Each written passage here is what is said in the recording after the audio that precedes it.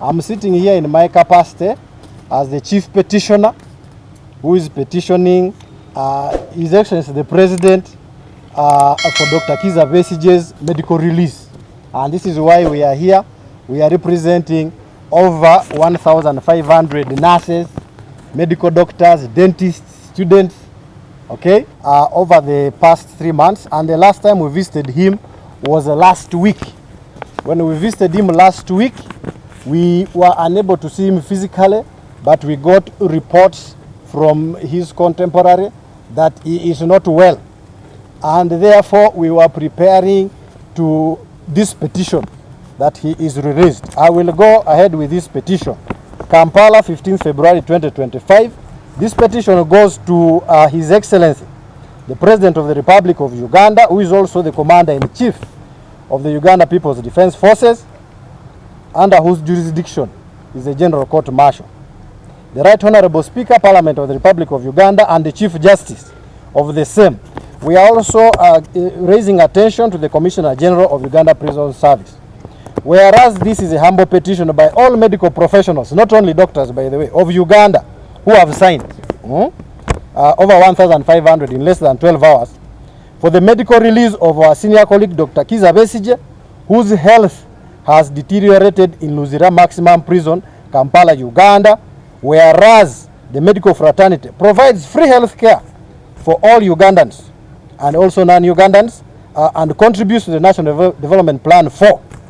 Whereas the medical professionals take cognizance of the recent ruling of the Supreme Court of Uganda quashing the judicial actions of the General Court Martial of the UPDF and in effect against the continued detention of our senior colleague Dr. Kizza Besigye in Luzira Maximum Prison, whereas in 2013 at the 64th General Assembly of the World Medical Association, of which we are members, in Brazil, chaired by our very own President Dr. Margaret Mungerera, who passed away, the former president of the Uganda Medical Association, was chairing the World Medical Association as president, reaffirmed his total condemnation of all forms of torture as defined by the United Nations Convention Against Torture of 1984. We, the medical professionals of Uganda, do petition as follows. A call for action by all medical professionals, interns and students, in line with the Hippocratic oath that we swear, or the Nightingale oath by nurses and other related ones, that we cannot and should not continue to keep quiet and watch the suffering of our senior colleague Dr. Kizza Besigye as his health is deteriorating. 2. The immediate release of our senior colleague Dr. Kizza Besigye, whose health has deteriorated in Luzira Maximum Prison. We categorically state that 3.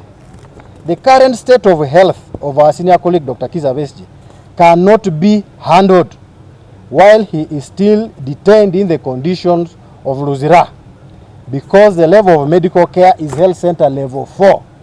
There are some drugs they do not have. They do not have specialists. Dr. Kizza Besigye is an elder of above 65 years. And as you saw him, you people brought the report, the press, thank you very much. He did not look good even to the naked eye of the ordinary person.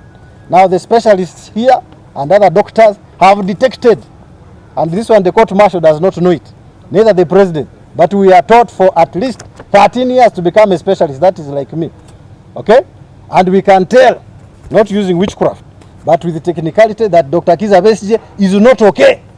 And when we tell you is not okay, Mr. President, please listen and take action to avoid the worst. We urge that there is immediate access to the highest level of medical care for our senior colleague Dr. Kizza Besigye by medical specialists of his choice, as enshrined in the best practices of medical care for prisoners. And lastly, we urge that the government of Uganda abides by relevant Ugandan laws, including the recent one, the ruling by the judges, and international conventions against such continued detention of sick prisoners that amount to torture, psychological or otherwise, including A, the World Medical Declaration, the World Medical Association Declaration of Edinburgh of 2000 on prison conditions and the spread of communicable diseases, as revised in the 73rd General Assembly in Berlin, Germany in 2022. B. The Nelson Mandela Rules, revised in 2015, also known as the United Nations Standard Minimum Rules for Treatment of Prisoners, written in 1955. But as you know, Nelson Mandela was in prison for 27 years, and his experience influenced this change. That's why they nicknamed them the Nelson Mandela Rules. The Declaration of Tokyo, Japan, by the World Medical Association, laying down guidelines for physicians concerning torture and other cruel or inhuman or degrading treatment or punishment in relation to detention and imprisonment, such as prolonging detention of someone who is obviously sick and cannot receive that care in Luzira Maximum Prison. Some services are very good in Luzira Maximum Prison. I used to give technical support on some specialized care, but some services and equipment are not there. The World Medical Association Declaration of Hamburg, Germany, concerning the support for medical doctors refusing to participate in or to condone the use of torture or other forms of cruel treatment or inhuman or degrading treatment of 1997. Like a number of us in the profession have refused to participate in that kind of torture. And lastly, the World Medical Association resolution of the responsibility of physician in documentation and denunciation. So here we are actually following one of our resolutions to document and denounce acts of torture or cruelty or inhuman or degrading treatment of 2003, as we are members of the World Medical Association, associate members. Signed myself as a chief petitioner and as an associate member of the World Medical Association. But there are over 1,500 signatures, including medical doctors who are over 500, allied health over 300, and so on, midwife, pharmacists, nurses. It's beyond doctors. Because we are concerned if our senior doctor can be treated that way. Someone who treated everybody, including the abayekera. Yeah? NRA that time, they were abayekera. He treated them very well. Okay? He treated the president. I hear he was a very good doctor of the president.